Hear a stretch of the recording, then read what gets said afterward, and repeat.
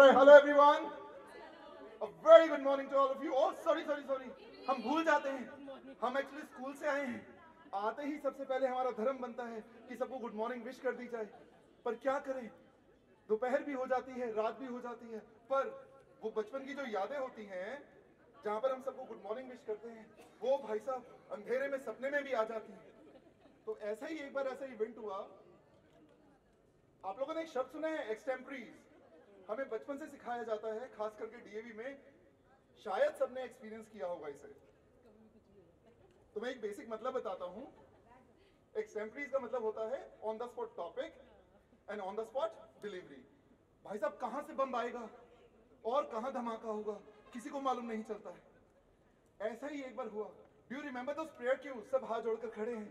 इतनी शक्ति हमें देना दाता, मन का विश्वास कमजोर होना. किसी को फर्क नहीं पड़ता शक्ति आए ना आए. फर्क किससे पड़ता है कि भाई साहब कब ये स्यापा खत्म हो और कब हम क्लास में वापस जाएं. और मैं भी ऐसे ही हुआ करता था. अचानक से सारी शक्ति खत्म होती है और आता है नेशनल एंथम, जन गण मन. भाई साहब किसी को फर्क नहीं पड़ता ये हमारा नेशनल एंथम है. फर्क किससे पड़ता है कब जय जय आए और कब हम क्लास में वापस जाएं. अब जैसे ही जय आया मेरे मन में उल्लास जागा और जैसे ही ये सारा स्यापा खत्म हुआ मैं क्लास में जाने के लिए मुड़ने ही लगा था. अचानक से आसमान में बादल गरजने लगे, बिजली कड़कने लगी और जो हमारी वाइस प्रिंसिपल मैम स्टेज पर खड़ी थी वो अपनी सुरीली सी आवाज में बोली, ऑलराइट स्टूडेंट्स. मैं आधा ही मुड़ा हूं. Alright students, so today's topic for extempore will be taken by Mr. Ketan Kansal from 10th standard. और मैं भी आधा ही मुड़ा था. बिजली गिरी, हाँ बिजली गिरी. अब तो गिर गई. अब हमारे पीछे होते हैं कुछ धक्का मार दोस्त. बोले हाँ भाई तेरा ही नाम है. मैंने बोला हाँ अकड़ क्यों रहे हो, मैं भी जा रहा हूँ. So now I have a limited space here, so that was my cue. Now this is my stage, okay? So मैं यहाँ, मैडम वहाँ. Yes ma'am. Alright Mr. Ketan, so today's topic for you is good behavior.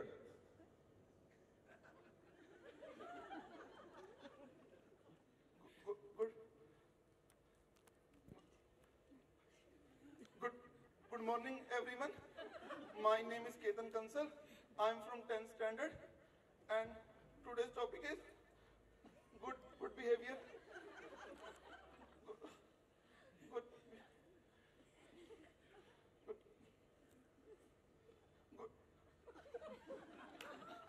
Good behavior is good in behavior.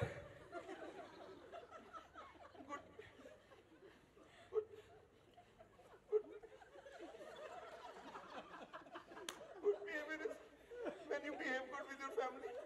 Mummy, Papa, Principal Ma'am, Sunana Ma'am, Sunita Ma'am, Naresh Sir, even conductor driver.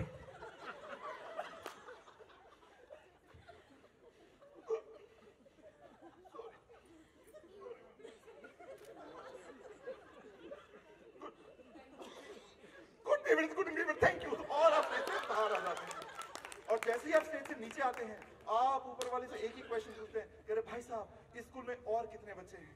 ऊपर से आवाज आती है बेटा 2000 बच्चे हैं. कहते आहा अब ये स्यापा 2-3 साल बाद ही आने वाला है. अच्छा सच बताना यहाँ पे बहुत सब लोगों के साथ ऐसी दुर्घटना हुई होगी है ना.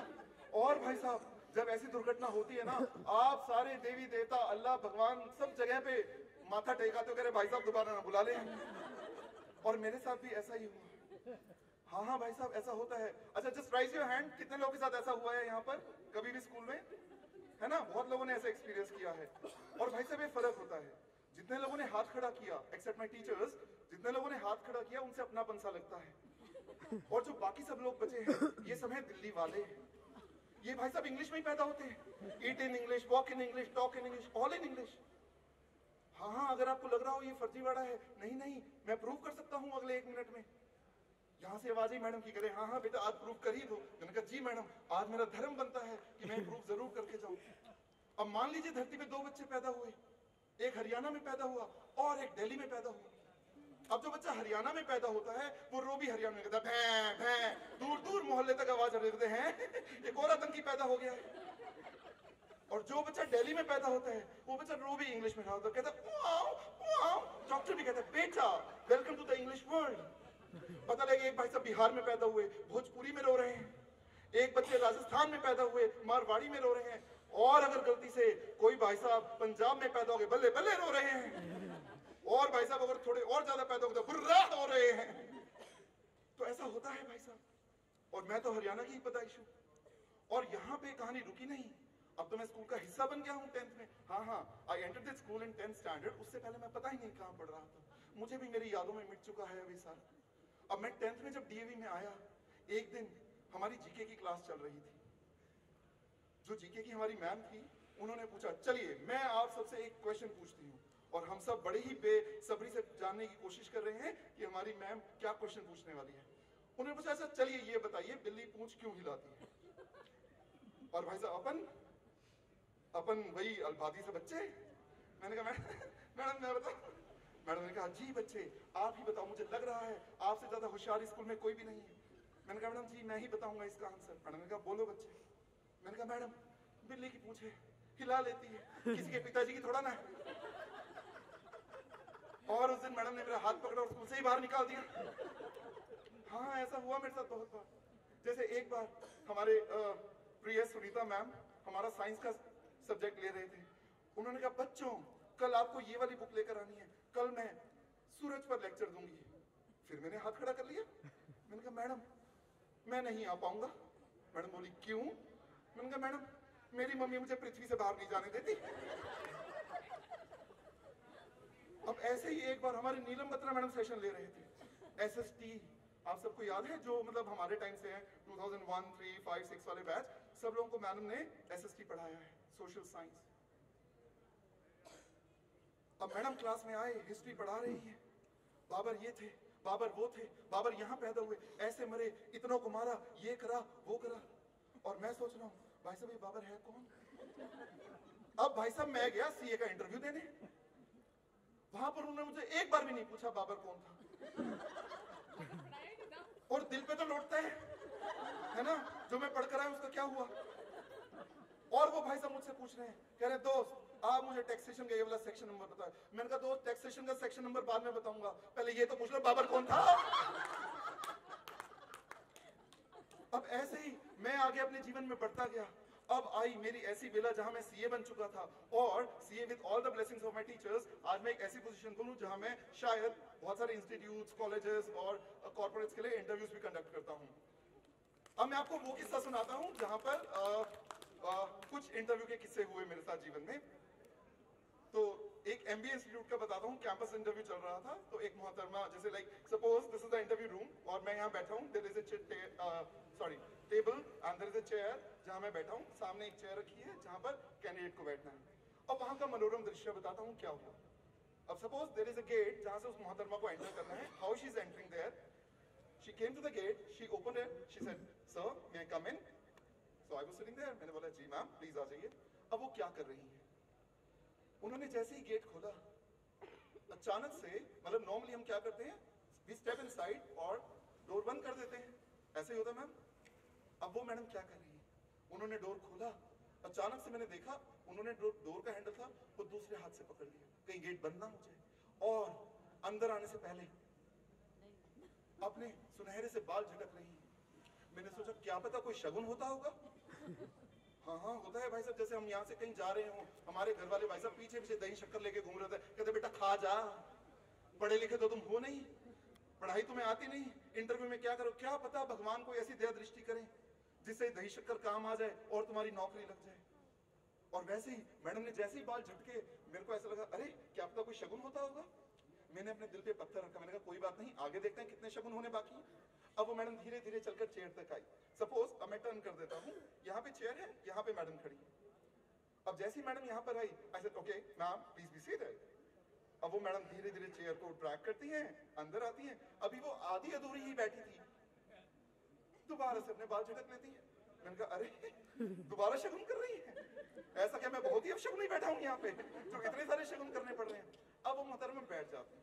अब जैसे ही मैंने कहा okay ma'am please introduce yourself, अब वो मैडम इंट्रोडक्शन कैसे दे रही है, sir my name is this, so I'm from here, particularly I have done this qualifications, right? And if you talk about my experiences, I have done this, I have done that.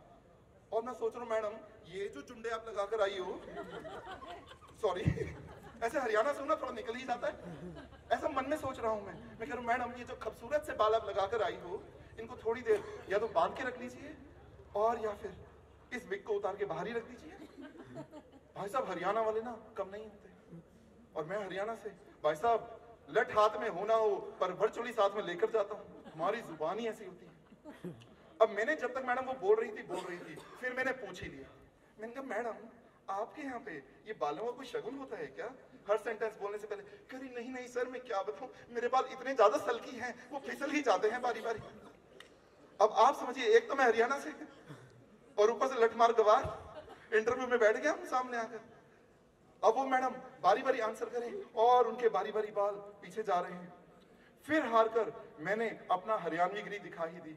मैंने कहा madam अगर आप ऐसे हमारे office में join कर गई और पता लगे कीबोर्ड का हर बटन दबाने से पहले आप अपने बाल ही झटक रही हैं, तो शायद 8-10 सालों में एक टास्क जो आपको दिया वो आप पूरा कर ही लेंगी। तो आप मुझे बता ही दीजिए आपको सैलरी काम करने की चाहिए या बाल झटकने की चाहिए? अब वो भी कह रही है सर आप भी कैसी बातें करते हो, ये तो रिवाज होता है लड़कियों का, कुछ भी काम करने से पहले बाल झटक ही देती है। और भाई साहब मुझे उस दिन समझ में आया कि लड़के कितने ही आसान होते हैं। अब लड़कियों के साथ क्या होता है, कहीं जाना हो एक आधी ऐसे लटा निकाल ही लेती, कहते मौलिका। अब उनको देख के ना लड़कों को भी जेलस होती, कहते हैं हमारे बाल। अब वो ढूंढ रहे होते कभी एक लट तो हमारी भी बाहर आ जाए, आ ही नहीं पाती। तो भाई साहब आप घबराइएगा मत, लड़कियों को ही करने दीजिए। ऐसा एक और किस्सा सुनाता हूं आपको। इंटरव्यू में भाई साहब ऐसे गजब गजब किस्से होते हैं कि मैं आपको एक्सपीरियंस करता रह जाऊंगा। यहाँ से रात से सुबह, सुबह से रात हो जाएगी और आप यहाँ से उठ नहीं पाओगे। ऐसे ही एक बार इंटरव्यू हुआ तो एक मोहतरमा आई। सो इंटरव्यू में you are supposed to be in your formals, right? अब क्या हुआ, वहां पे वो मैडम आई है इंटरव्यू देने। जैसे उन्होंने गेट खोला तो मैं आपको उनका दृश्य बताता हूँ। बालों में कलर किया है, सुनहरा काला, पता नहीं कौन कौन सा रंग है। कान में झुमके यहाँ से चालू हो रहे हैं, खत्म कहाँ हो रहे हैं किसी को नहीं मालूम है। हाथों में चूड़ियां यहाँ से चालू हैं, यहाँ पर खत्म हो रही है। मेरे हाथों में 9 भाई साहब 90 चूड़ियां हैं। और आप क्या करने आई हो यहाँ पे? इंटरव्यू देने आई हो। भाई साहब कपड़े क्या शानदार पहने थे उन्होंने, डिजाइनर, एकदम फूलमती बनकर आई थी। और मैं सोच रहा हूँ ये मैडम इंटरव्यू देने आई। अब भाई साहब वो मैडम आई, कुर्सी पर बैठ गई। अब मैं उनको सुन रहा हूँ, बड़े ही आराम से हो रहे हैं। ओह यस सर, आपको पता है ये MBA वाले भाई साहब पता ही नहीं क्या क्या मुंह बनाकर बोल रहे होते हैं। सॉरी अगर आप में से कोई बैठे हो, मतलब अलग अलग वैरायटी के लोग होते हैं, राइट? तो हर जगह पे हर तरीके के लोग होते हैं। अब वो मैडम बोल रही हैं अगेन, मेरे अंदर का हरियाणवी जाग गया। मैंने कहा madam you look so pretty. कहती thank you so much sir. मैंने कहा आप मुझे बताइए, आप एक अच्छी फैमिली से बिलोंग करती हैं, why didn't you join your family business? तो बोली sir I studied so well, so I am supposed to work for any organisation, right? I said very good ma'am. अब भाई साहब हम भी देसी तो हैं ही हैं। मैंने कहा मैडम एक बात बताइए, अगर जितनी सजी धजी आप यहाँ आई हैं, अगर मेरे ऑफिस में आ गई तो 2-4 दिन तो लड़के भी बातचीत करेंगे, है ना? ऐसा होता है ना, मतलब कोई बहुत ही सुंदर अप्सरा दिख जाती है तो 2-4 लड़के तो आपस में बातचीत कर ही लेते हैं। और 2 दिन के बाद ऐसा नहीं है सिर्फ लड़के बातचीत करती हैं, लड़कियां भी चुगलियां करती हैं। अगर 2-4 दिन ऐसे कोई सच धज के आ जाए ना ऑफिस में तो लड़कियां क्या बात करते हैं इतना बजा तो बेलन है ये, सुबह से लेके सुबह आने से पहले तक मेकअप ही करती रहती है, इतना वेला टाइम। कह रही नहीं नहीं सर ऐसा तो नहीं है, मैंने इतनी पढ़ाई करी है। And you know what, my brother particularly he doesn't allow me to go out if I am not wearing any sort of designer clothes. मैंने कहा madam thank you so much for coming here. आप इन्हीं dress up के साथ यहाँ जैसे आई थी वहीं से बाहर निकल जाइए, क्योंकि अगर आप मेरे ऑफिस में ज्वाइन कर गई, लड़के तो क्या लड़कियां भी काम करना छोड़ देंगे। फिर इकलौती आप ही होंगी जो अपनी चूड़ियों को खनखना कर बोल रही, मेरे हाथों में 9 चूड़ियां हैं, थोड़ा ठहरो सजन मजबूरियां हैं, right? So that was all about my interview experiences. अब हम आगे बढ़ते हैं। आई होप आप लोग पक्के बोर हो रहे हैं, राइट? और मैं धर्म समझता हूं कि मैं अपने स्कूल में आया हूं तो जैसे जैसे मैं पका हूं, सॉरी कभी कभी तो पके ही हैं, है ना? वैसे मेरा भी धर्म बनता है कुछ तो पका के यहाँ से जरूर जाऊं, है ना? तो मैडम आप चाहे कितनी भी कोशिश कर लीजिए, रहेंगे तो हम आपके ही students, right? So thank you so much guys for being like calling me here and at the last मुझे बिल्कुल उम्मीद नहीं थी कि मैं ये कुछ कर पाऊंगा यहाँ पे, एंड आई डोंट नो सही करा गलत करा, but thank you so much ma'am, आप सबने ये अरेंज किया यहाँ पे, and I am really thankful to Almighty and my prayers to Almighty कि हमारे सब स्टाफ मेंबर्स, मेरे सभी साथीगण हमेशा बहुत खुश रहे, स्वस्थ रहें और ऐसे ही जीवन में बहुत तरक्की करें। Thank you so much guys and enjoy your evening. Thank you.